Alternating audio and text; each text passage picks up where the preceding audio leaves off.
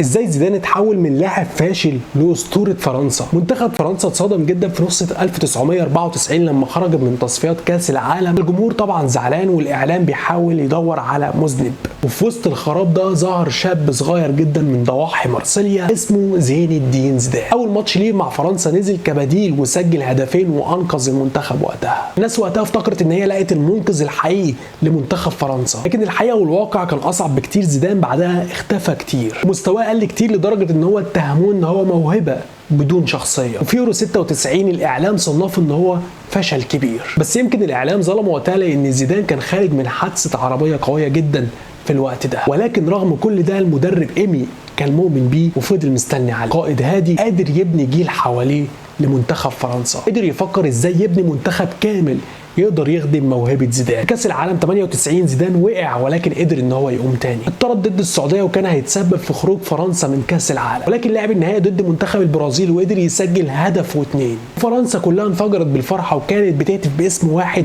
زين الدين زيدان. وزيدان مع الوقت بقى اسطوره كبيره جدا في فرنسا، وكمان في كاس العالم 2006 عمل بطوله قويه جدا، لكن الناس طبعا هتفضل فاكره له الطرد في النهائي بالنطحه الشهيره جدا ضد منتخب ايطاليا. زيدان فعلا متعنا وقدر بمهاراته ان هو يحببنا كتير جدا في الكوره وقتها. فخليني بقى اسالكم انتوا ايه اكتر موقف او هدف فاكرينه لزين الدين زيدان؟ بس كده ودي